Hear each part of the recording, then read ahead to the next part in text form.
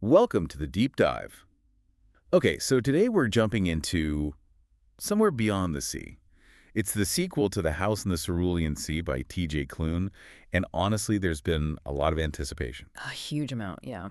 So our plan today is basically to unpack what the early reviews are saying, give you a real feel for the book. Sounds good. The first impressions seem really positive, Mm. like heartfelt, whimsical, building on that found family warmth we loved in the first one. Absolutely. It definitely delivers on that front. And what's really interesting, I think, is how Clune expands things. The world gets bigger, Right. but it doesn't lose that intimacy, that focus on the characters. So the story starts not long after the first book finish. You've got Linus and Arthur, and they're trying to make this safe space for the kids on Marcius Island. That lovely little haven they built. Exactly. But, well, things don't stay peaceful for long. Some mysterious people show up, old secrets start bubbling up. Ah, okay. So there's conflict coming from outside. Yeah, exactly. The sanctuary's future is threatened, and they Mhm. basically have to deal with prejudice, bureaucracy, stuff that forces them off the island, in a way. Mentally, at least. Okay, so that's the plot framework. But this deep dive isn't just about what happens. What's the deeper stuff Clune is getting at here? What are the big themes? Well, I think connecting it all, Klin does this brilliant job of reaffirming what family means. Mm. It's really powerfully put. Family is about love, about choice, not blood, which feels pretty important right now. Yeah, definitely. And then there's this whole exploration of courage, like what it actually takes to step up, to Mm. change, especially when you have to protect the people you love, pushing past your own comfort zone. Right. And fighting bigotry. You mentioned that earlier. Yeah, that's a strong undercurrent, advocating for people on the margins. But it's Yeah. done with that typical Clune warmth that never feels like a lecture. Which is his strength, isn't it? Yeah, totally. And, crucially, identity. That journey continues, especially for the kids. They get more time, more space to grow, and you see them really shine. Okay, that layers in a lot of emotional depth. Yeah. How does he keep it from feeling heavy? And the characters, Linus, Arthur, the kids, how do they change? Yeah. Are there surprises there for fans?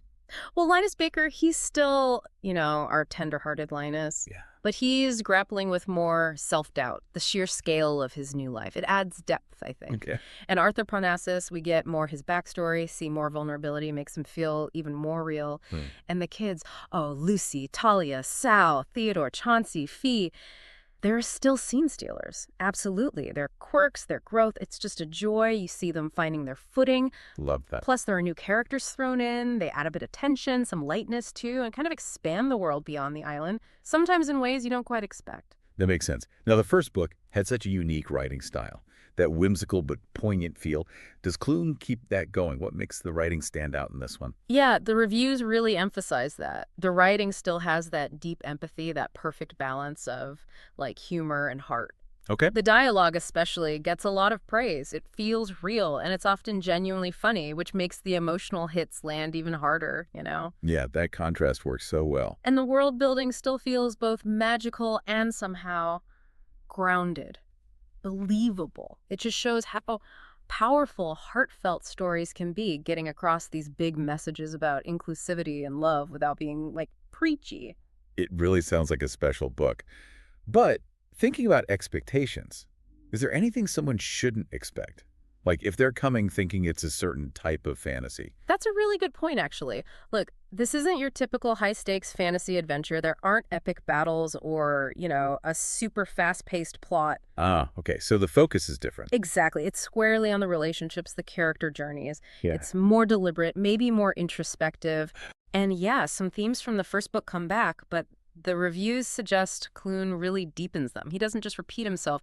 It feels like a genuine continuation, delving further. So summing it all up then, it sounds like Somewhere Beyond the Sea is, well, pretty wonderful.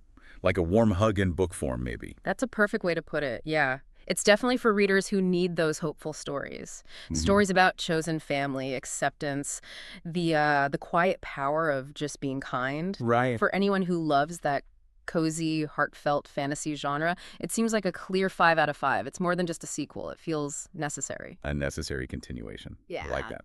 Okay, so as we wrap up, here's something for you to think about. What does a safe haven really mean to you? And how do stories like this about acceptance and finding your place connect with your own ideas about family, whether that's the family you're born into or the one you choose?